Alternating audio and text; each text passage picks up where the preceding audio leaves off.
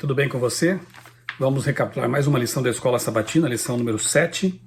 Nós estamos estudando aqui neste trimestre o Evangelho de Marcos, tem sido uma bênção nessa lição. Os evangelhos são maravilhosos, né? Porque são testemunhas oculares, exceto Lucas, né? Testemunhas oculares, viveram, andaram com Jesus e depois, inspirados pelo Espírito Santo, registraram seus ensinamentos e também coisas que Jesus fez. E aqui em Marcos a gente vê exatamente isso, né? A primeira metade do livro, os primeiros 7, 8 capítulos ali, falam de ensinamentos poderosos de Jesus, e depois, na segunda metade, Jesus se concentra em ensinar seus discípulos a respeito de sua jornada. Nesses capítulos ele fará previsões sobre a cruz, que serão seguidas por instruções especiais sobre o discipulado. Essas lições poderosas continuam relevantes ainda hoje. Na primeira metade, né, a lição diz assim que elas concentram a atenção em quem Jesus é. Seus poderosos ensinamentos e milagres apontam para a mesma verdade. Ele é o Messias. Então tem uma estrutura, né, interessante aí o livro, né, o menor dos evangelhos, né, Marcos. Ele dedica espaço, texto para mostrar que Jesus é o Messias, e depois a gente vê Jesus preparando seus discípulos para o sofrimento que eles terão com a morte dele, e para eles depois serem os discípulos, os que vão levar avante a mensagem de Cristo. Realmente é um evangelho muito bonito, né? E o primeiro verso aqui, o verso para memorizar, que é o Marcos 8:34, e antes de eu ler, já convido você mais uma vez a se inscrever no canal, acionar o sininho aí para receber as notificações de novos conteúdos, compartilhar os vídeos aqui do canal, se você foi abençoado por eles, e comentar também aqui. Tudo isso aí ajuda o YouTube a perceber que os vídeos têm relevância e acaba fazendo com que os vídeos cheguem mais longe, né? Alcancem mais pessoas. Então fica aqui meu convite. Se você não fez essas coisas ainda, pode fazer agora, tá bom? Marcos 8:34 diz assim: Então, convocando a multidão e juntamente os seus discípulos, Jesus lhes disse: Se alguém quer vir após mim, negue a si mesmo, tome a sua cruz e siga-me. E pouco depois Jesus tomará a sua cruz, né? Então ele fala de cruz aqui, que era um instrumento de vergonha, um instrumento de humilhação, uma das penas capitais mais terríveis do Império Romano, e Jesus dizer isso para as pessoas, né? Tome a sua cruz e me siga. O que significa isso? Ser cristão, então, é fácil? Ou envolve realmente alguma renúncia? Depois nós vamos ver um pouquinho mais sobre isso. Na parte de domingo, vendo claramente, nós temos um milagre curioso aqui. Primeira vez que Jesus teve que tocar 2 vezes numa pessoa, ou seja, um milagre em 2 etapas, né? Porque sempre foi assim, você já viu isso, e nós conhecemos a Bíblia, né? Ou ele fala e a sua palavra tem poder, porque é a mesma palavra que disse haja luz e houve luz. Então a palavra de Deus, ela cria onde não há alguma coisa, ela restaura algo que está estragado. Então Jesus falava e a coisa acontecia. Ou então, como quando ele criou Adão, né? Ele tocou em Adão, tocou em Eva, ele toca também pessoas, restaura a vista, restaura a voz, a audição, enfim. Mas aqui nós temos um milagre curioso, né? Marcos 8:22-30, que é quando Jesus, primeiramente ele toma o homem pela mão. Isso é muito bonito, né? Imagina o Criador, né, pegando a mão de alguém, levando ali para fora da aldeia. Eu queria também muito um dia ver a conversa que ele deve ter tido com aquela pessoa, né, os detalhes que envolveram esta cura aqui, deste cego, né? Então nós vemos aqui que a compaixão de Deus é manifestada, e a lição pergunta: por que foi necessário tocar o homem 2 vezes? Esse foi o único milagre que envolveu 2 ações, mas isso não aconteceu por falta de poder de Jesus, obviamente, né? Ele é Deus Todo-Poderoso, pode fazer o que Ele quiser, quando quiser e do jeito que Ele quiser, né? A gente vê que as curas de Jesus também não tinham assim, um padrão exato. Ou, como eu já disse, Ele falava e não importava a distância em que estava lá o doente ou o endemoniado, a cura acontecia, a libertação acontecia. Ou então, Ele fazia lodo, aplicava sobre a parte doente, a parte defeituosa, ou então Ele tocava, enfim. A gente vê as ações de Deus aí, né? A palavra, o toque, o lodo, né? Adão foi feito do pó da terra também, então é interessante isso aí. Mas enfim, aqui a lição comenta que é mais provável, não há uma certeza absoluta, né? Mas é mais provável que ele tenha contado uma parábola em forma de ações. Porque aqui os discípulos estavam contemplando aquilo, né? E eles ainda tinham uma visão equivocada sobre muitas coisas, especialmente com respeito à messianidade de Jesus. Como era a visão de um Messias para esses discípulos? Eles tinham a visão contaminada também pelas crenças de seu tempo, de muitas pessoas que achavam que o Messias seria quase que um político, né, ou um libertador político, um revolucionário, alguma coisa assim, né, como muita gente hoje também tem uma visão equivocada de Cristo e também da sua segunda vinda. E Jesus estava, ao mesmo tempo, restaurando a visão daqueles discípulos com respeito a questões teológicas importantes. Então eles ainda não estavam enxergando completamente. Eles ainda também estavam vendo pessoas como árvores, digamos assim, né? Porque a cura aqui, o homem disse isso, eu vejo pessoas como árvores. Aí Jesus volta a tocar e ele então enxerga perfeitamente bem. A restauração da visão é uma metáfora do crescimento no discipulado. Quanto mais a gente anda com Jesus, mais nossa visão vai se tornando clara, mais vamos enxergando as coisas de Deus com profundidade, com clareza, com amplidão. Então, a vida cristã é uma vida de crescimento, é uma vida de conhecimento, é uma vida de aprofundamento, de relacionamento e de visão, de compreensão, né? Porque Jesus disse que aos seus discípulos para não contarem a ninguém que ele era o Messias? Porque ali ocorre aquela conversa, né? Depois nós vamos ver aqui também numa outra parte, né? A resposta de Pedro, enfim, eles começam a compreender que realmente ele era o Messias. E aí Jesus pede para não contarem ainda esse fato que eles haviam constatado. Isso parece ser contrário à vontade de Cristo de estabelecer o reino de Deus, de divulgar a sua verdade, ele que vai mandar depois, vão por todo mundo, preguem o evangelho. Contudo, nos dias de Jesus, a ideia do Messias muitas vezes tinha conotações políticas, como eu disse. Devido à crença de que ele roubaria o domínio romano, Jesus não veio para ser esse tipo de Messias. Por isso, pediu silêncio sobre sua identidade. Ele só enviaria seus discípulos para contar ao mundo tudo o que eles haviam experimentado e aprendido quando eles tivessem de fato aprendido, né? E eles ainda têm algum tempo aqui para aprender de Jesus algumas coisas importantes, especialmente sobre o chamado dele e a missão dele de morrer na cruz pelos pecadores. Eles ainda não entendiam isso. Na verdade, Pedro até quis impedi-lo, né? Argumentando, como nós veremos daqui a pouco, que Jesus teve que quase exorcizar Pedro, né?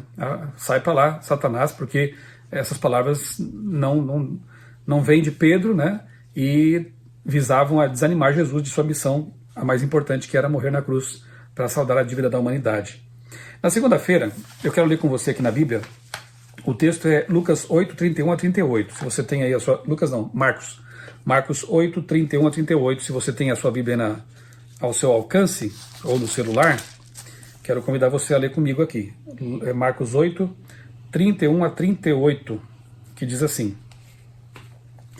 Então Jesus começou a ensinar-lhes que era necessário que o Filho do Homem sofresse muitas coisas, fosse rejeitado pelos anciãos, pelos principais sacerdotes e pelos escribas, fosse morto e que, depois de 3 dias, ressuscitasse. Isto ele expunha claramente. Então Pedro, chamando-o à parte, começou a repreendê-lo. Mas Jesus, voltando-se e vendo os seus discípulos, repreendeu Pedro e disse: Saia da minha frente, Satanás, porque você não leva em consideração as coisas de Deus, e sim as dos homens. Até o verso 38. Então, convocando a multidão e juntamente os seus discípulos, Jesus lhes disse: Se alguém quer vir após mim, negue a si mesmo, tome a sua cruz e siga-me. Pois quem quiser salvar a sua vida a perderá, e quem perder a vida por minha causa e por causa do Evangelho, esse a salvará. De que adianta uma pessoa ganhar o mundo inteiro e perder a sua alma, a sua vida eterna, né? Que daria uma pessoa em troca de sua alma? Pois quem nesta geração adúltera e pecadora se envergonhar de mim e das minhas palavras, também o Filho do Homem se envergonhará dele, quando vier na glória do seu Pai com os santos anjos. Aqui, mais uma vez, Jesus ele ensina, né, que ele voltará. A segunda vinda será em glória e majestade. Então nós vemos aqui algumas coisas importantes e o título da lição de segunda é o custo do discipulado. Qual é o custo?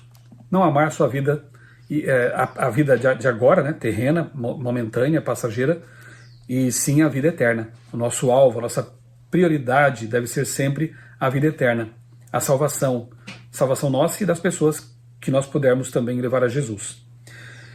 Aqui é um trecho do livro Desejado das Nações, de Ellen White, página 331, que diz assim: As palavras de Pedro não eram para ajudar e consolar Jesus na grande prova que estava diante dele. Não estavam em harmonia com o plano divino de graça para com o mundo perdido, nem com a lição de sacrifício que Jesus viera ensinar com seu exemplo. E mais abaixo a lição diz assim: Jesus explicou não apenas o custo do discipulado, mas também o grande valor que ele possui. No paradoxo da fé cristã, perder a vida é a única forma de encontrá-la. Por outro lado, ganhar o mundo inteiro, mas perder a vida eterna é absurdo. Como o missionário Jim Elliot expressou em seu diário de 28 de outubro de 1949, abre aspas, não é tolo aquele que abre mão do que não pode reter para ganhar o que não pode perder. Bonitas palavras, né? Então, de fato, né, Pedro estava com a sua visão mundana, carnal, secular, de que o mais importante é manter a vida. Jesus, você não pode morrer, que é isso? E Jesus não só repreende Pedro, como discursa, mostrando que o mais importante não é esta vida, não é esta realidade e este mundo de pecado, né? O mais importante é a vida eterna, o mais importante é a salvação. Paulo aprendeu isso tão bem, né, quando disse assim, olha, eu considero tudo como perda para ganhar a Cristo, ganhar a vida eterna, ganhar a coroa da vida eterna, né? Ele considerava tudo como refúgio, como esterco, né, como é a tradução lá do texto. As coisas do mundo já não tinham mais valor para Paulo, e ele vivia aqui por uma missão. E Jesus quis ensinar isso também, procurou ensinar isso, e ensinou, porque eles aprenderam, a Pedro e aos demais apóstolos. Na terça-feira, o monte e a multidão. Aliás, né, aqui na parte de segunda-feira, quando a gente lê o texto paralelo lá em Mateus, tem mais detalhes, e ali nós vemos o suposto primado de Pedro, né? Nunca é demais falar um pouquinho sobre isso também. Marcos não traz isso, mas Marcos traz só o momento que Pedro é tomado por Satanás. Mas lá em Mateus aparece, primeiro, Pedro dizendo algo maravilhoso, tu és o Cristo, o Filho de Deus vivo. Aí Jesus responde, tu és Pedro, e sobre essa pedra edificarei a minha igreja. Mas logo depois, aí vem o texto que também está aqui em Marcos, Pedro que no momento se deixou usar por Deus para falar aquelas coisas sobre Jesus, no outro momento ele acabou sendo usado por Satanás. Isso é uma advertência para nós, né?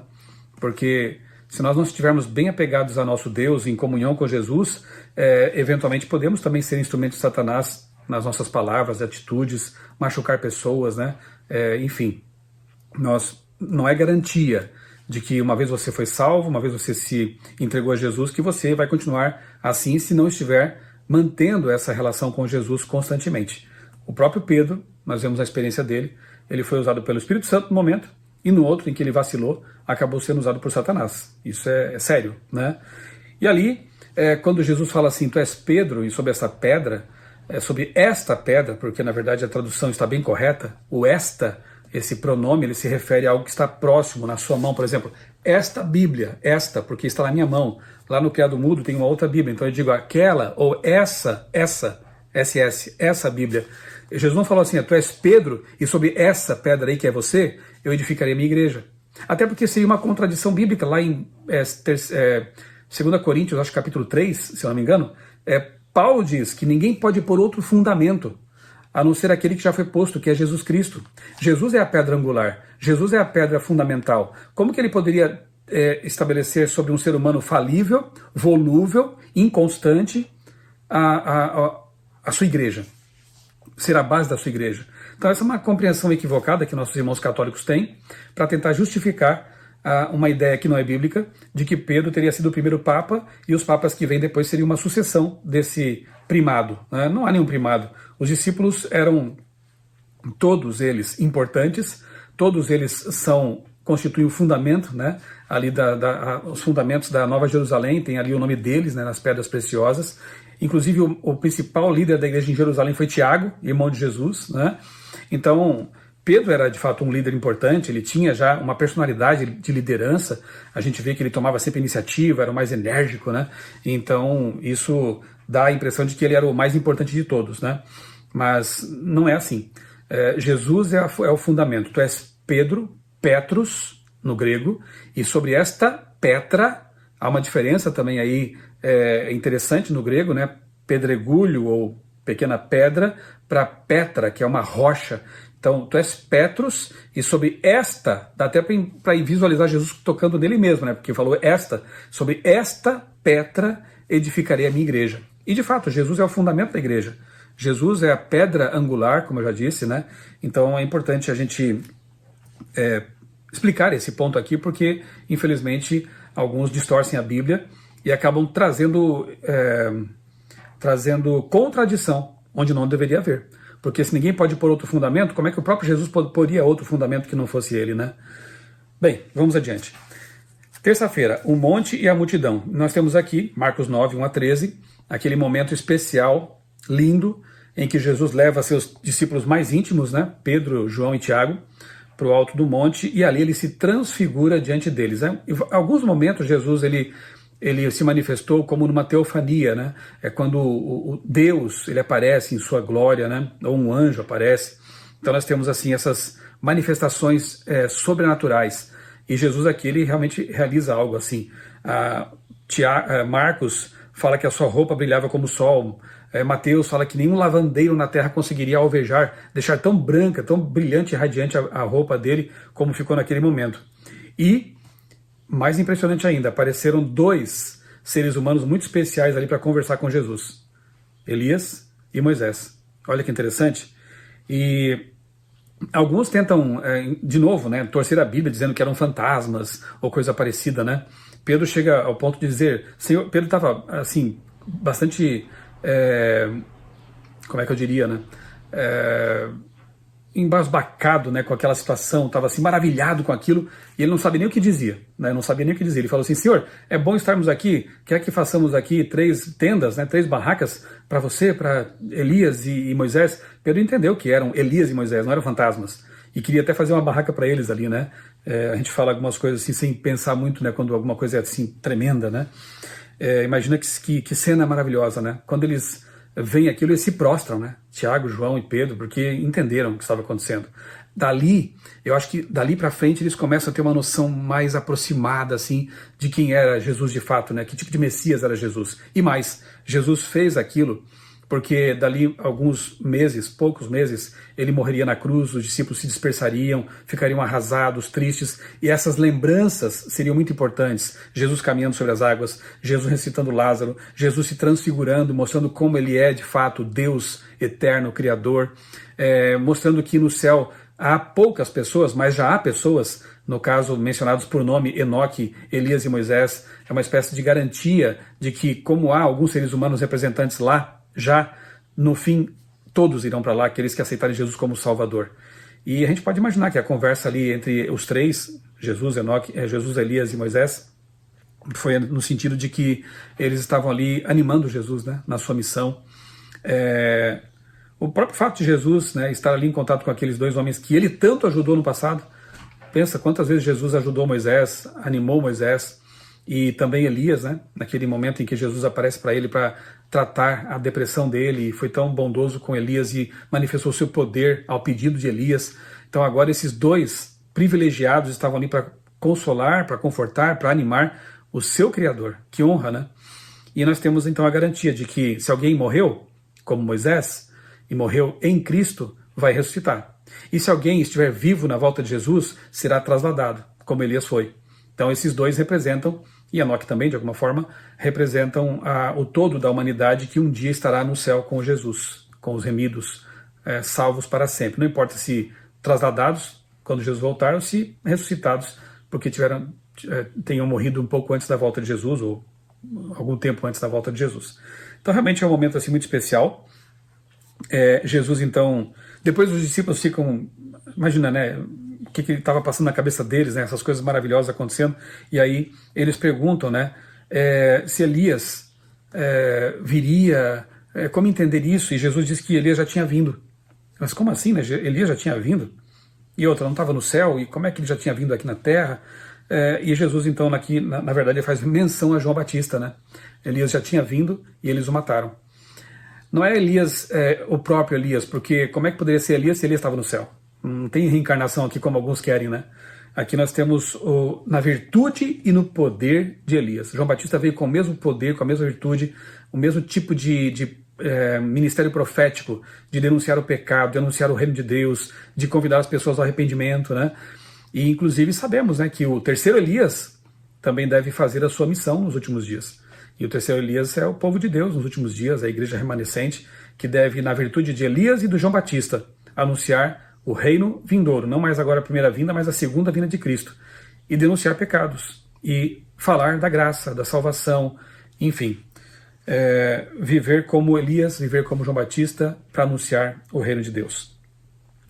Jesus percebeu a expressão de dúvida. Ele disse, em outras palavras, o que você quer dizer com se o Senhor pode? Então aqui é aquele momento em que aparece alguém, novamente, pedindo, né, cura. A história descreve então o poder do demônio sobre uma criança. Jesus pareceu demorar perguntando sobre os detalhes da situação, e isso foi demais para o pai daquela criança. Que então ele fala assim, né? Se o Senhor pode fazer alguma coisa, tenha compaixão de nós e ajude-nos. Interessante, né? Parece assim uma certa impaciência, um desespero, né? Por que o senhor está querendo conversar e perguntar coisas, né? Aí Jesus, ele responde, como assim, né? O que você quer dizer com se o Senhor pode? Aí o homem, ele reconhece, né? Jesus fala assim, né? Se você crer, isso será possível. O homem fala assim, eu creio, mas ajuda-me na minha falta de fé. Quem nunca passou por isso, né? A gente crê em Jesus, a gente crê que a vida eterna é a realidade, a gente crê na palavra de Deus, mas quantos momentos na nossa vida são tão probantes, difíceis, que a gente acaba tendo que pedir para Deus também a mesma coisa, né? Senhor, eu creio, mas aumenta a minha fé, me ajuda na minha falta de fé. Parece contraditório, mas não é, né? Então ali aquele homem precisava, na verdade, se render a Jesus. Ele estava diante do Criador, do Todo-Poderoso. Então, por que ter medo? Por que achar que ele está demorando? Achar que ele está agindo de forma diferente daquela que eu agiria se fosse ele? Não, nós temos que confiar em Deus. Ele é Deus o tempo todo. E além de ser todo-poderoso, ele é soberano, ele sabe o que faz. Então, Jesus nunca atrasa. Se ele, aparentemente, para nós, se demora por algum motivo, ele tem o seu motivo. Aconteceu lá com Lázaro também, lembra? Lázaro estava doente, Jesus estranhamente fica demorando, leva 2, 3 dias para chegar lá, porque não foi logo correndo para curar o seu amigo? Aqueles que esperavam uma cura receberam uma ressurreição. E esse homem aqui teve que aprender também a deixar Deus ser Deus. Será que nós não precisamos aprender também a fazer isso, né? Deixar que Deus atue no tempo dele, da forma dele. Quarta-feira, quem é o maior? Que cena triste aqui, né? Marcos 9, 30, 41. Os discípulos que viram tudo aquilo, lembra que eu falei? Eles precisavam enxergar, ainda enxergavam de forma muito turva as coisas. Agora estavam discutindo quem seria o maior no reino de Deus. Olha, Jesus vai ser o rei. Quem vai ser aí o primeiro-ministro, hein? Quem vai ser o secretário disso ou daquilo? Quem vai ser... Que pensamento estreito, né? Que coisa triste. E Jesus, de novo, teve que fazer uma parábola viva ali, né? Ele pega uma criancinha, coloca no meio deles. A lição até sugere assim, a gente de repente imagina se a criança ficou talvez um pouquinho assustada, né? Porque, como assim, vários adultos olhando para ela, então Jesus pega no colo para deixá-la tranquila, né? Então Jesus a pega no colo em seguida e diz, né? Você conhece a história, né? Quem não for como essa criança aqui, ó, não vai fazer parte do reino de Deus. E quem quer ser o primeiro, que seja o último. Então, no reino de Deus, o que serve é o maior. Jesus é o Criador, veio aqui e lavou os pés dos discípulos. Jesus, ele veio servir. Então, o que nós temos que fazer? Nós que somos seus seguidores, estamos aqui para servir, não para ser servidos, né? Então, que a nossa vida, que os nossos recursos, que a nossa dedicação, todos sejam para avançar o reino de Deus e para ajudar as pessoas a conhecer Jesus. A amenizar o sofrimento do próximo também, enfim, viver para servir e na simplicidade de uma criança. Ter uma fé simples, né? Sem malícia, sem complicações desnecessárias. Confiar como uma criança confia no pai, na mãe, assim temos que ser nós também. Então Jesus deu uma lição tremenda ali naquele momento, né? Vocês querem ser os maiores? Olha aqui, ó, o que vocês têm que ser, como esta criança. Quinta-feira, o homem saudável no inferno. Interessante esse título, né? E realmente a lição traz aqui um paradoxo sobre o qual eu não tinha pensado muito antes, né? Marcos 9, 42 a 50, o que une os ensinos de Jesus nessa passagem. Então nós temos aqui o primeiro ensino, diz respeito aos pequeninos, referindo-se aos crentes, mesmo os menores entre eles. Mestres e líderes são incumbidos do reino de Deus, no reino de Deus, da responsabilidade de zelar pelos pequeninos irmãos com cuidado especial, de maneira semelhante à ética do Antigo Testamento de cuidar de todos, especialmente dos mais fracos da sociedade antiga, que eram as viúvas, os órfãos, os estrangeiros. Usando uma hipérbole, Jesus disse que seria melhor ser jogado no mar do que fazer pecar um desses pequeninos. E aqui me ocorreu agora isso, né? Como a gente tem visto proliferarem-se por aí canais e páginas de pessoas que só fazem críticas, que ficam levantando falsas suspeitas sobre essa ou aquela igreja, sobre essa ou aquela pessoa, elas não têm, será, consciência do que está escrito aqui? Que se fizerem um dos pequeninos de Jesus, um irmão da igreja, uma pessoa qualquer, perder a sua fé, a sua confiança em Deus, a sua confiança naqueles que estão pregando com sinceridade a palavra de Deus, será que não se assustam ou não se preocupam com essas palavras? Que melhor seria amarrar uma pedra no pescoço e jogar essa pessoa ao mar do que ela fazer tropeçar um dos pequeninos? Então, se você é um desses dissidentes, um desses propagadores de mentiras, você sabe que você está mentindo. Você sabe que você está espalhando inverdades, levantando falso testemunho. Você sabe. Você sabe que há pessoas sinceras pregando o evangelho e fazendo isso de todo o coração. Então, por favor, repensa a sua atitude. Porque melhor seria amarrar uma pedra no seu pescoço e jogar você no fundo do mar do que você ficar aí espalhando essas desinformações ou essas suspeitas e desencaminhando pessoas do reino de Deus. Isso é muito perigoso, hein? Isso é muito sério. E aí Jesus, ele diz mais aqui, né?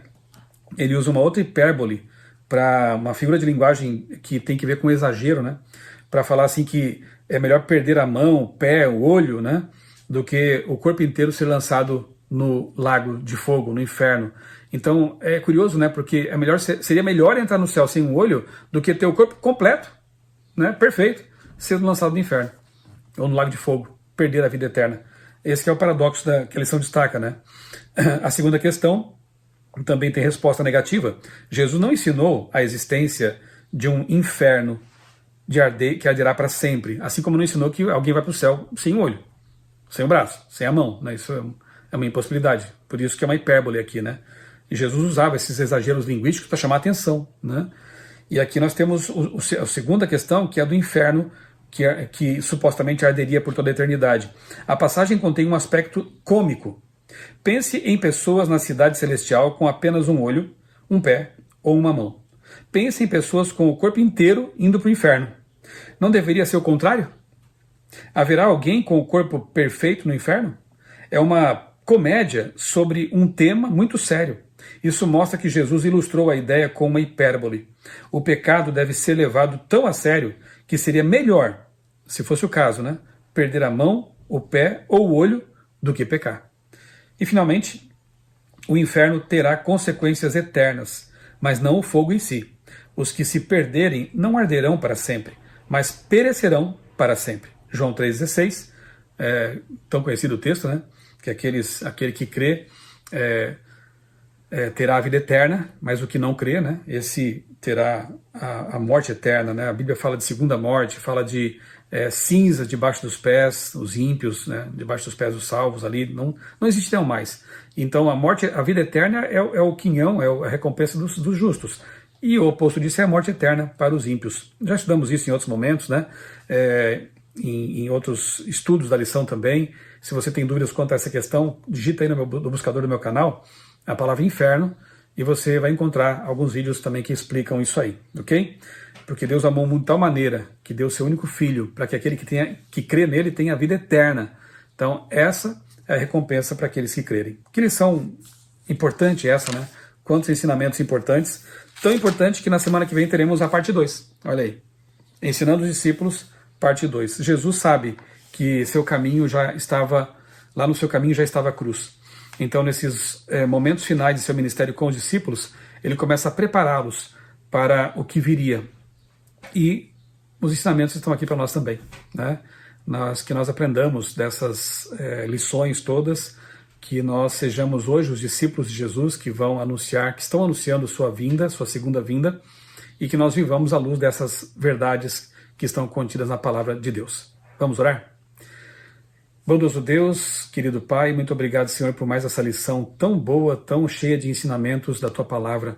Ajuda-nos, Senhor, a viver esses ensinamentos, a colocar em prática em nossa vida e que nós sejamos os discípulos dos últimos dias que vão com a vista desobstruída, com a visão clara que vem do Espírito Santo, anunciar as verdades do reino e ajudar uma geração a se preparar para a volta de Jesus. É em nome dele que nós te pedimos essas bênçãos e as agradecemos. Amém. Um abraço para você, Deus abençoe grandemente a sua vida e também a sua família.